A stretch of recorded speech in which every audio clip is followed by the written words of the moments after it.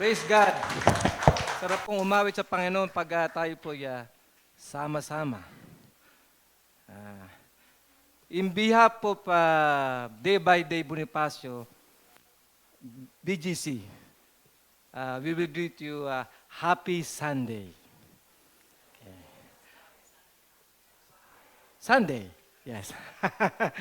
Anyway, alam niyo ho ba ang pinakamahal na subdivision sa Pilipinas? Ang Forbes Park po ay nagkokos po ng 500,000 per square meter. Ngayon, ang pinakamalit pong cut doon, 1,200 to 1,005. Magkano abutin nun? Meron pong isang vlogger at naglibot naman ng kakaibang subdivision. At ito ang napuntahan niya.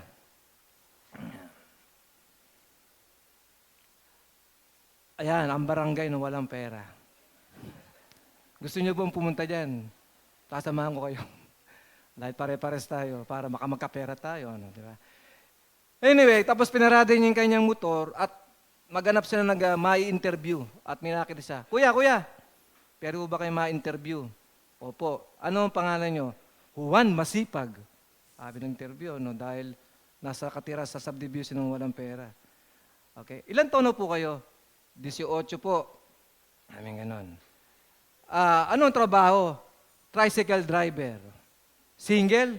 Sinabi ko nga sa yung tricycle driver, sabi mo, single. Siyempre, may sidecar. So, yun.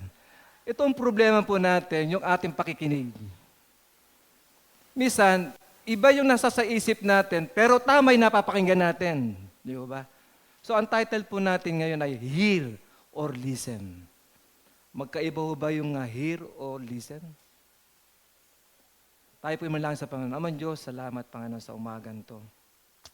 Kami po yung nagpupuri at dumadakili sa inyong pangalan. Salamat sa masaya at masarap na pag-aawitan dahil ito po yung nagiging kalugod-lugod sa inyo. Salamat sa mga kapatiran at kami po lugod na nagagalak sagat kami nakita-kita. Lahat po ito ay aming binabalik ng kapurihan in the name of Jesus. Amen. Ang ating pong tatalakayin sa Mark chapter 4, verse 1 to 20. Una, the parable of the farmer, the seeds, and the soils. The farmer sows grain which falls to 4 kinds of soils, producing 4 different results, 4 different responses, 4 different reaction. Lahat ng karakter siguro ng tao, doon natin makikita. Sabi sa verse 1, again, Jesus began teaching by the lake, and the people stayed. Great crowd gathered around him, so he sat down on the boat near the shore. And the people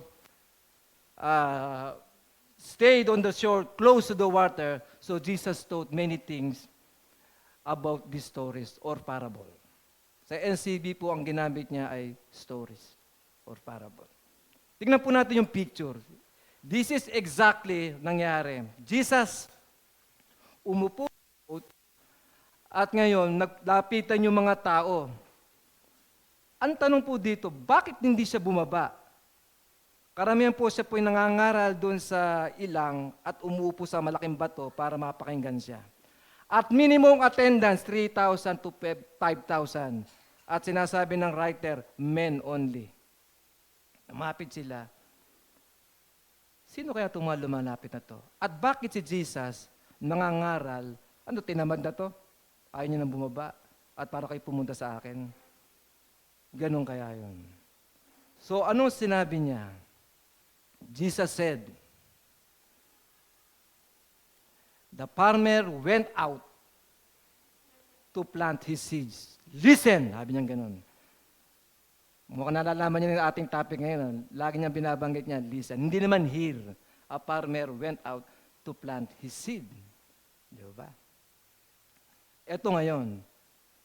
Pag naghagis daw ang mga farmer, Halimbawa, siyempre magagaling ka sa kalsada, road, tapos bago yan talaga sa may paghagis mo, may mga iba pa mapupuntahan niya. Number 1 daw, doon sa roadside soil. Napunta yung seed doon, at ang sabi ng verse, is soon devoured by the birds. Kasi nga, ay walang ganong lupa, hindi ganong kakapit para magkaroon ng tumubo yung plant. Ang God po ganyan pong design, walang nasasayang. Kahit na hindi tumubo yan, may kakain at kakain ng ibon. So yun po yun. Listen, a farmer went out to plant this seed. Number 1 yun. Binanggit ko kanina. Kung makita po natin yung picture, road soil, and this seed is soon devoured by the birds. Ayan, makita po niya. Number 2, sa rocky soil. Tingnan po natin yung picture ng rocky soil. Ayan. Ano ba? Pag meron kayo nakita ng isang kahit pader lang at may tumubo, meron po yung soil. Kaya maghanap yung seed at tutubo. Lalo pag nababasa, nagkakaroon ng moist, tutubo siya. At ito ang problema, grew up quickly. Yes, nag-grew siya. And then pangalawa, anong nangyari? Because hindi masyadong deep at wala masyadong soil. So when the sun rose, may escort siya ng sun. Ang mangyayari, the plant did not produce a crop. Pangalawa yan, rocky soil. Pangatlo, thorn-infested soil. Matinik. Diba? So makita natin, ganyan. At yung mga farmer dito, alam nila yan. So mga yan, mag-grow siya, pero machochok siya ng tinik, kaya hindi talaga siya lalaki ng gusto. So hindi magpo-produce ng crop. So yun po yun. At yung pang-apat, itong good soil, the fertile soil. Nakita mo sa verse, yun, tumubo siya. Lalo na kung inaalaga ng farmer, merong mga siyang pataba, at talaga siya lalaki. So began to grow. Yun na, nagbegan to grow. Got taller. And the plant produced a crop or grain. At pwede mangyari yan, mag-multiply siya ng 30 times more, 60 times more, even 100 times more. Yan. Ito ang problema. Di ba si Jesus nasa bangka at pinalapit? Ang karamihan daw, sabi ng Bible scholar, baka mga fishermen. Dahil baka magturo si Jesus ng about ng techniques, di ba? Para dumami yung kung paano makakuha ng maraming isda. So, ang sabi niya, listen. Sabi niya ganyan. Let those with ears use them and listen. Hindi naman use them and hear. Listen na naman. So, yung mga tao, karamihan, kung 5,000 yan, baka almost 3% lang natin, nag-alisan lahat. Ayan. Tingnan niyo yung picture, nag-alisan lahat yan. Diba? O, nasobra. Ayan. So, sabihin, karamihan nga siguro dito, walang kwenta pala itong tinuturo nito eh. Kami mga fishermen eh. O yun naman, ayaw maintindihan yung tinuturo niya, baka iba, taga-bangko. Ano kinalaman ko dyan? Baka may taga-IT. Diba? Baka mga engineer. Hindi makikinig kay Jesus yun. At meron din mga Pariseo, para huliin yung kanyang panalita, umalis na nagsama-sama. So sa verse 9, ano nangyari? Later, Jesus was alone. Ang lungkot po kay Jesus. Imagine si Jesus na po yun. Nangangara si Jesus. Kahit yung mga pastor, tingnan nyo kung 3 lang mga miyembro nakikinig, ito nga si Jesus, iniiwan pa. Diba? Asan yung mga apostol? So later, dumating itong 12 apostol and other people and asked about the stories. Ano kaya to? Ang sabi ni Jesus sa verse 10, Jesus said to disciples, you can know the story about the kingdom of God. But itong tao na mga ito, I tell everything using parable. Stories. Diba? The kingdom of God, but to other people, I tell everything by using stories. Sabi sa verse 10. So that, when you look and look, they will not learn. And when you listen and listen, they did not understand. Diba? Sabi niya ganyan. But, if them learn and understand, they will come back to me and be forgiven. Bakit kaya, pag bumalik, ang sasabihin ni Jesus, forgiven? Anong kasalanan nila? Kung natatandaan niyo po yung transfiguration, kasama ni Jesus, nakita nila James, John, and Peter. Tatlo sila. Moses, nagre-represent po ng law. At si Elijah, nagre-represent ng prophet, nawala yung dalawa. At natira yung isa. Gustong-gusto pa rin nila sa aral ni Moses. Kaya ayaw namin kay Jesus. He revolutionized the story and the kingdom of God na tinuturo niya. Kingdom of God ay under Roman Empire. Yung forgiveness to, pag lumapit ka, nakikinig ka na sa Kanya ngayon at pinaniniwalaan mo yung sinasabi ni Jesus. Yan din yung sinabi ni Isaiah sa kanyang sinulat sa chapter 6. Diba? He predicted that the wise understand the God's parable, but not the foolish. So, yan yung ginanggit din ni Isaiah. So, ano nangyari ngayon? Tingnan natin, kung makita po natin dito, sa picture na titingnan natin, the prophet Isaiah predicted that the wise would understand God's parable, but not the foolish. Ano sabi ngayon sa verse 9? Let those with ears and use them and listen. Next slide. Okay. Jesus' interpretation. Then Jesus said to his followers, don't you understand this story? If you don't know, will you understand any story? Paano nga malalaman? Di ba? Then Jesus to his disciples said, ano ang sinabi ni Jesus?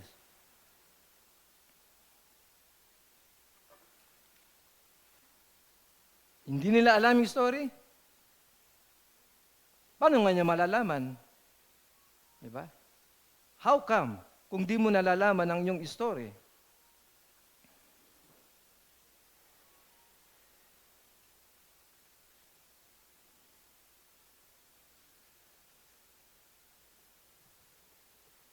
The farmer is like a person who plants God's message in people. Number 1, ito na po yung interpretation ni Jesus sa kanya sinabing 4 na soils. Sa road soil. Ano sabi niya? Sometimes the teaching falls on the road. This is like the people who hear the teaching of God, but Satan quickly comes and takes away the teaching that was planted in them. Mga kapatid, pag daw medyo mababaw ang iyong pag-intindi, nandyan si Satan. At pwedeng ano mangyari sa atin. Sabi niya, quickly comes and takes away. Pwede ba mangyari yan? Yes. Sa Old Testament po nangyari yan kay King Saul. Nung siya po'y naiinggit na, nung dumating si David, kasi pinupuri nila si David ng laksa-laksa, 10,000, 10,000. Sa kanya, 1,000 lang. Nadidepress siya, at ano sabi sa verse, the Lord's Spirit left Saul. Pag iniwan ka ng Holy Spirit, sinong pumapalit? Hindi pwedeng empty. Ang pumalit, tingnan natin po sa New Testament, si Judas.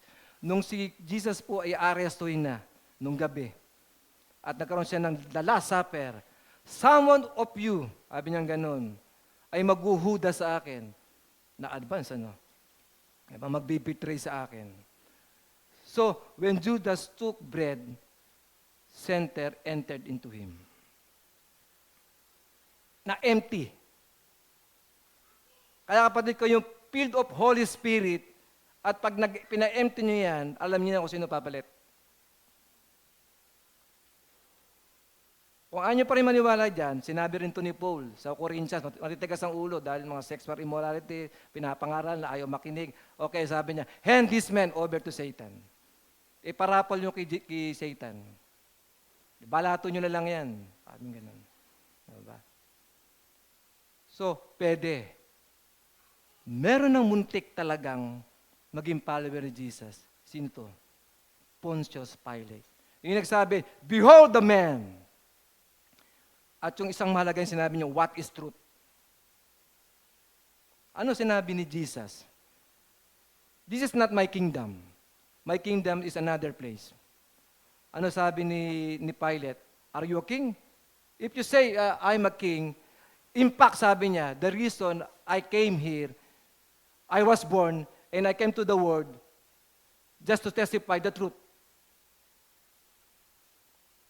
Kaya yung sinabi niya ngayon ni Pilate, what is truth?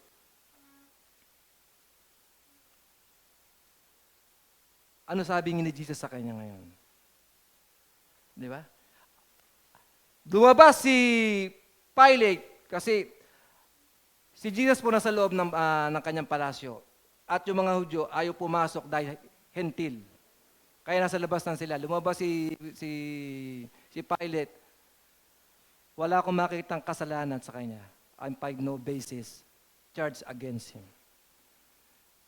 Kaya gusto talaga niyang i-set free. Ito yung the truth will set free. Si Pilate gusto talaga niyang pawalan si Jesus. Yun talagang gusto niya kasi wala naman talaga makita siyang kasalanan si Jesus. Pero ano sabi ng mga Hudyo sa kanya?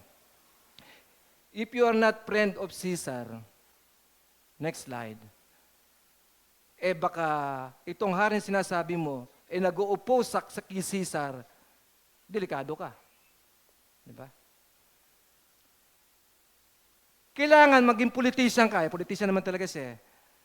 Kailangan mapanatili niya ang Jerusalem, ang kanyang sinasakupan, ang Judea, na walang kumokontra o nagre-rebelde dito sa Roman Empire. If you let this man go, you are no friend of Caesar. Sabi niya Caesar, itong king nila, at yung Roman emperor nila, o yung emperor nila, anyone who claims to be a king opposes Caesar.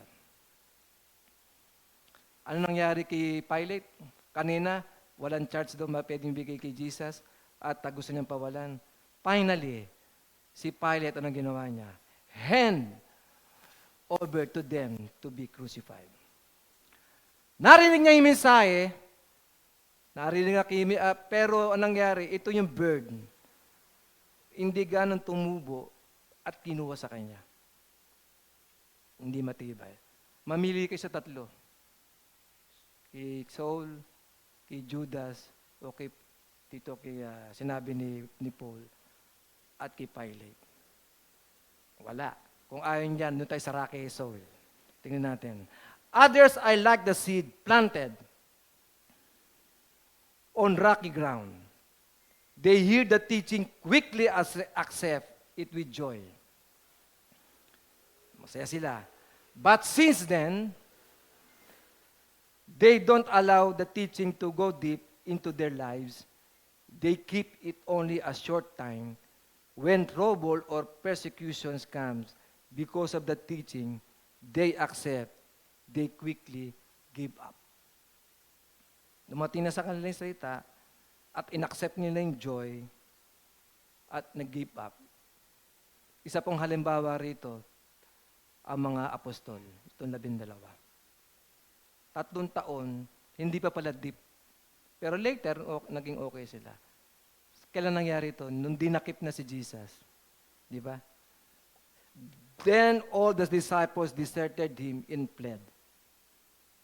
Walang natira.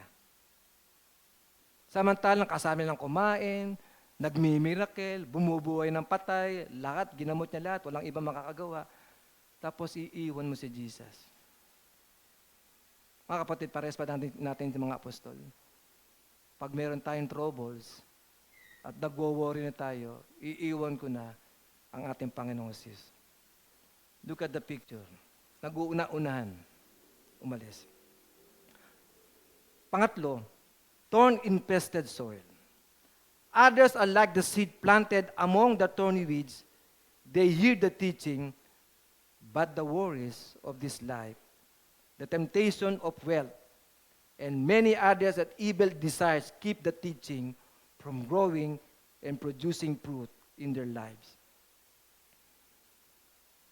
Na-receive, ang ganda kanya ng pagkaka-receive na mensahe, pero dumating ang worries at yung itong temptation of wealth, nawala. Ang best example po, yung rich man na binabanggit sa chapter 10 ng Mark. Sabi niya, Panginoon, good teacher. Sabi pa niya ganun. I want to follow you.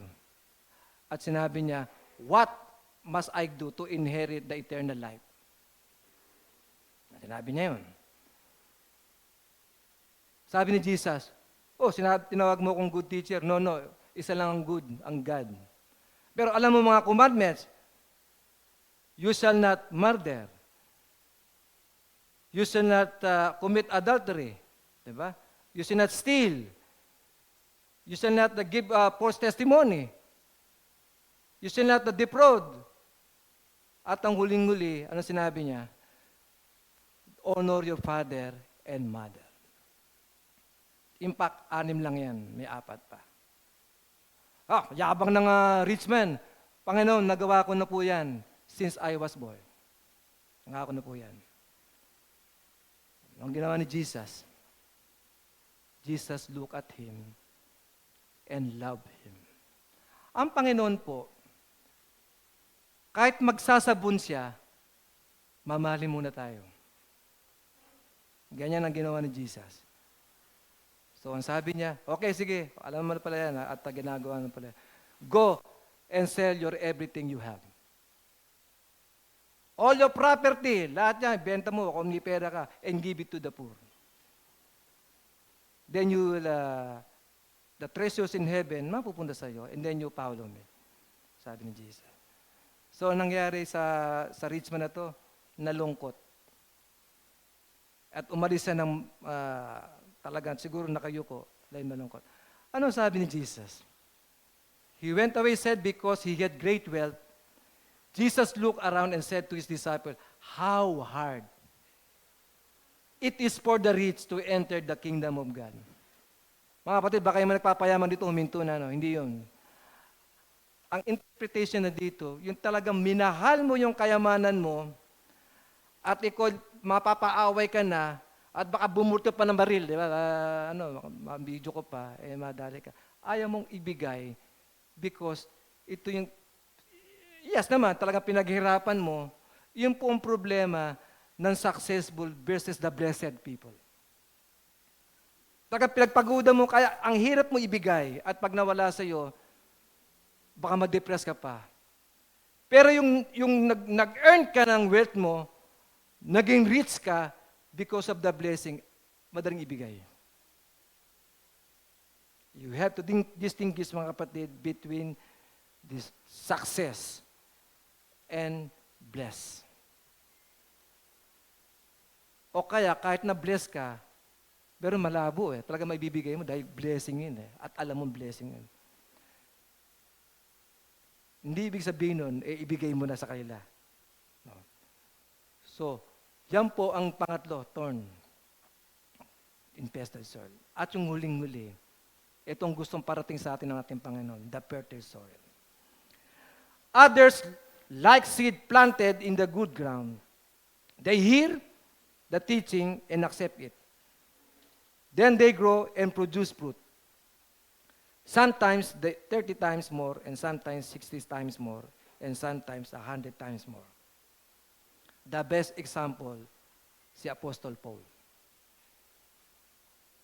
Si Paul po ay nanggaling sa Pharisee at nag-aral po sa paanan ni Gamaliel na talagang dinadakilan ng teacher. At alam ni Paul, mali ang ginagawa nitong mga alagad ni Jesus. Kumukontra sa temple, kumukontra sa turo nila. Kaya humingi ng letter sa high priest para puntahan lahat ng sinagoga at talad ka rin ng mga Kristiyano at dalin at kulong at ipapatay. So si Paul, he's a Pharisee, Ano nangyari sa kanya? Siya zealous at siya'y naging berdugo ng mga mananampalataya. Lately, naglalakad siya sa Damascus, may kasama siyang mga alalay niya. Siguro mga soldier yon, hindi natin alam. Na-encounter niya si Jesus sa Damascus. Sabi niya, Saul, Saul, Saul, why do you persecute me? Who are you, Lord? Ang talino ni Paul, ano? Alam kagad niya, Lord, I'm in Jesus. Na ako yung pinapersecute mo. Nangyari sa kanya dahil doon, siya po'y nabulag. Para merong scale ng isda sa kanya mata. 3 days ata yun.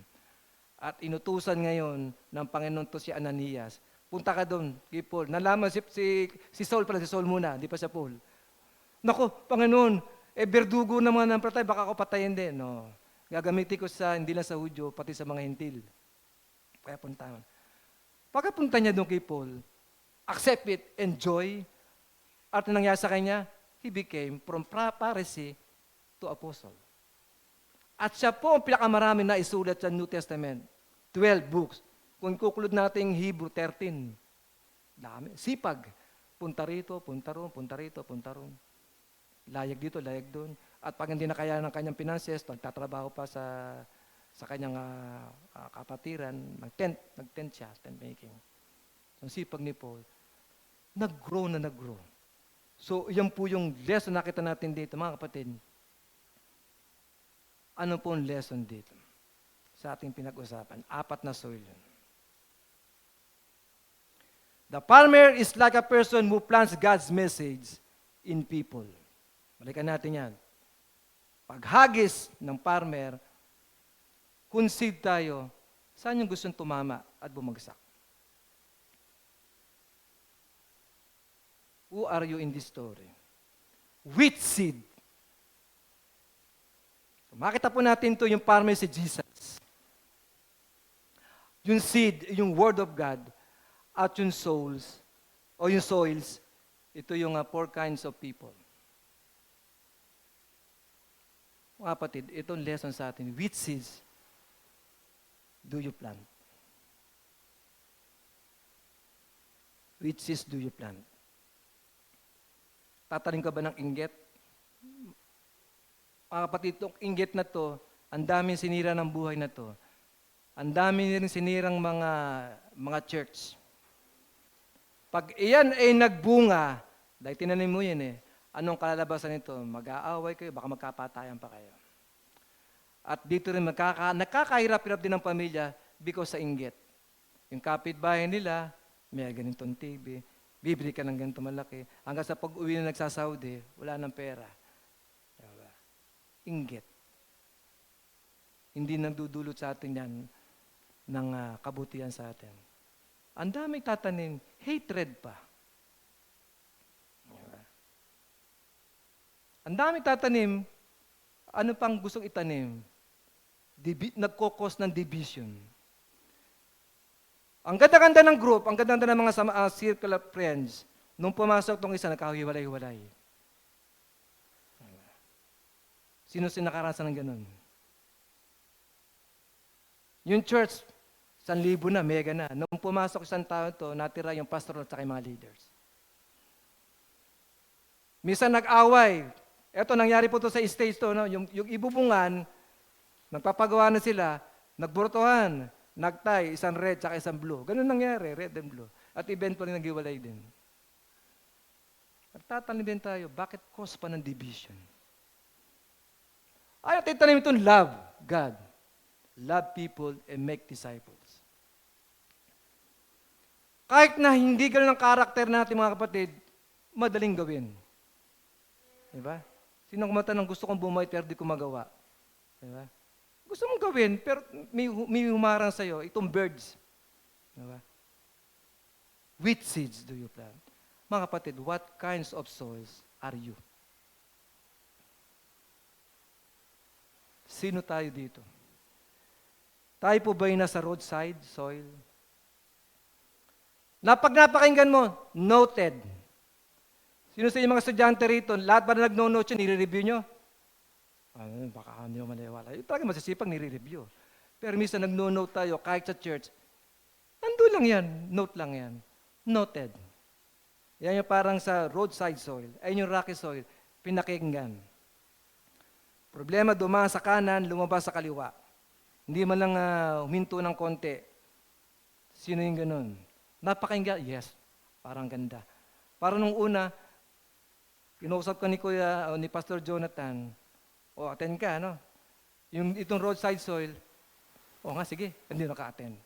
Yung pangalawa, naka-attend nga, pero wala lang, ganun lang. Pero yung pangatlo, thorny o thorn-infested soil, listen. Nagtagal ng konti, dito, pagpasok, nagtagal ng konti, lumabas din. So, meron tayong ministry, attend ka, umattend naman, pero ganun lang, wala nangyari. O tayo po yung fertile soil. Na talagang after 1 month, kumakanta na, nagtuturo na, nagkumito sa Panginoon. Ay ako, pastor, fertile ako, kaya taon-taon nanganganak ako eh. Ay mga ibang fertile yun. Yung iba naman, ibigay mo nga paki-fertile mo sa akin dahil di kami magkaanak. Meron pang panlima. Kung gusto nyo naman fingernail soil. Tingnan natin to. Talagang masipag at ito yung mga fabricated message. Diba? Talagang nagtanim na talaga sa kuko niya. Pero mga kapatid, mamamatay din yan. Like, pag ikaw nasaktan na dahil bumabaon na sa magugas ka ng kamay, patay din yan, hindi ka magpo-produce ng plant. Fingernails. Gusto niyo ba yan? Panlima. May pang-anim pang gusto niyo muta. Yan po yung maliliit na soil na iipon po sa ating gilid ng mata. Diba?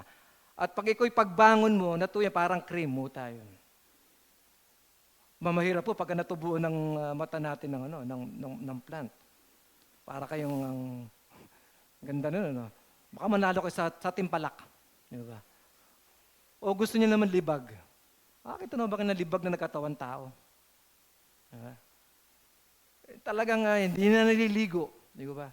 Pero actually, ginawa ng Panginoon yun. From dust, naging life. Si Jesus po, ang galing siguro mag-message ito. Napunta doon sa boat para magturo. Akala nila agriculture about fishery. Hindi. Tinuturo niya, dyan tayo galing sa lupa. Pero sana naman yung lupa mo naman matino. Di ba? So, with soil. Mga kapatid, ito ang challenge sa atin. Which one do you prepare? Hear or listen? Pero yung listen, medyo mababaw pa yan. Ito natin makikita. Sabi, you say you hear me, but you never really understand. You never really listen. Parang sinabi, minari kong ganito, yes, you listen me, but you really listen to me. Ano nangyari yun? Yeah. Ganito yan. Ang English kasi very shallow, mga kapatid. May mga salita silang. Kaya ang interpretation po ng Bible, umabot na, nung last time, nag 300 na translation ng English ng Bible. So from time to time, hindi ma-adapt. Halimbawa sa King James, thou shall, wala nang ginagamit yung D-H-O-U. Yung ye, wala na yun. Pero may gumagamit pa rin. Depende yan sa panahon. Pero pag Tagalog ang linaw, halimbawa, dinidinig versus nakikinig. Kaiba yan. Diba? Pag sinabi mong dinggin mo ako, kailangan meron ka ng action.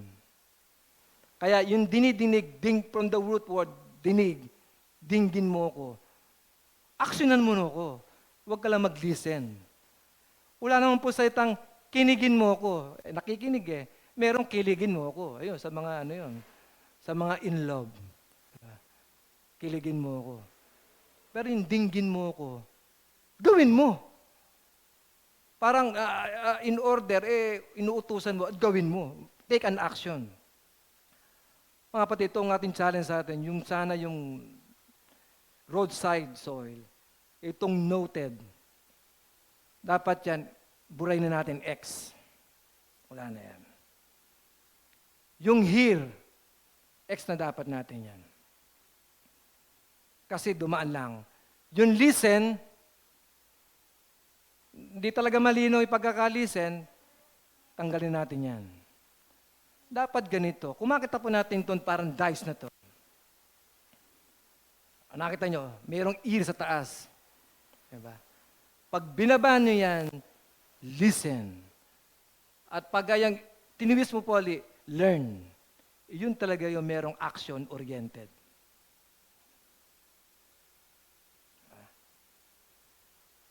Sana pagpasok dito, nag-listen ka, pumunta sa isip natin, bumabasa na sa heart, at mag-circulate na mag-circulate, huwag nang palabasin. Kung papalabasin mo, action na. Time for action. Kapatid.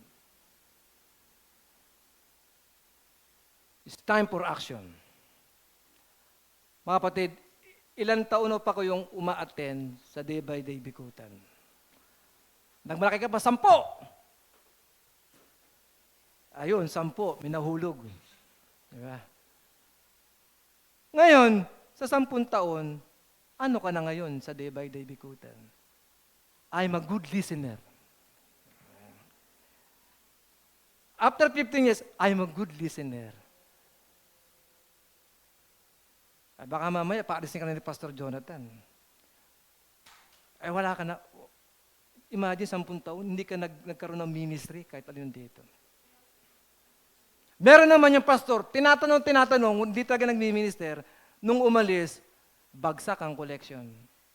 Tahimik, pero giver pala. Malinaw po ang mensahe ng Panginoon, mga kapatid. Ang message niya, gusto niya, fertile soil. Review natin sarili natin. Ano na nga ba ako ngayon sa Panginoon? Ano bang ginagampanan ko ngayon? Imagine, lalo kung gumagastos ka ng gasolina o pamasahe, papunta sa bayan, papunta rito. Tapos wala kang ginagawa. Nagsayang ka lang. Nagsayang ka ng suot mo, naligo ka, sayang yung shampoo mo, binili mo pa sa Lazada, napay ka pa. Diba? Nabili mo, original fake. Diba? So, a-attend ka na lang din. Have a ministry. Tanungin nyo yung mga leaders nyo. Even si Pastor Jonathan. Kung kami po yung nagkausap ni Pastor Jonathan noong last July at August. Nag-attend kami ng pastoral meeting. Nakatabi kami sa upuan. Actually, kasi mula pa lang kami, halos 1 year lang kami sa mini bulwagan, yung Pulibok, matagal-tagal na rin, pero as a mini bulwagan, konti pa. Nag-start lang po ako mag-isa at 3 leader. Pinaka sa akin ni Pastor Jonathan yung kanyang structure. Gulat ako. Sana maging ganyan din kami. At lumuwag na siya. Marami na siyang inaasahan. Praise God! Diba? Dahil sa inyo yun. Tulong nyo yun kay Pastor Jonathan. Meron pong isang kwento. Dito ako magwawakas. At siguro alam nyo to, kung kayo po'y nabuhay na ng 1980s at nagkaisip na. Kung kayo po'y Kristiyano na. Tingnan natin, alam nyo yan? Sino nakakalam nito? Footprint in the sun. Ang ganda ng message. Poem to, ginawa ng kanta. Kasama ng Panginoon naglalakad, siya, nag-uusap-usap sila. At ngayon, nagkaroon ng trouble. Una nakita niya, 4. Di ba? 2 step dito, na step din doon, lalakad siya. Yung bandang huli, ito na nakita niya, pagtalikod niya. Isa na lang. At nagulat siya, Panginoon, sabi niya, isa lang, 2 pala lang yung tumatapak ngayon, mayroong footprints. Hindi, siguro nagugulumihan siya, baka wala na siya, kung inuwan na siya ng Panginoon. Sabi niya, anak, hindi mo na kaya yung buhay mo, pinasan kita. Diba? Baliktarin natin mga kapatid. kailan naman natin papasin ang ating Panginoon? Baka araw-araw sa inyong mga kakulitan, pinapasang ka lagi, ay pasanin natin ang Panginoon. You know, serve Him. Have a ministry. Commit. Huwag natin pahirapan ng Panginoon. Pagkatapos ng service, lapitan nyo na ang inyong pastor. At, pastor, ito ko. I want to serve. I want to follow Jesus. Amang Diyos, salamat. Napaagad na po naman ngayong mga mensahe sa amin nung araw. Tinuruan nyo kami. Dalangin po namin, hangarin po namin itong matabang lupa. Sapagkat dito kami, Panginoon, na tawagin mo at mag-go-grow. Yung pag-go, Panginoon, ng spiritual, kasama yung amin ng emosyon, malamang. Pag po ang spiritual ay nag-grow, lahat ay makakasama, Panginoon. Emosyon, even the physical, ay nadadamay dahil sa aming pagtiwala sa inyo at pagsunod. Salamat, Panginoon, sa inyong turo at yakapin po namin to hanggang sa aming pag-uwi at aming dadatnan sa aming bahay ay maituro namin ang blessing mo na naranasan namin sa mga oras na ito. Lahat ang bakit ito ay binabalik ng kapurihan. In the name of Jesus.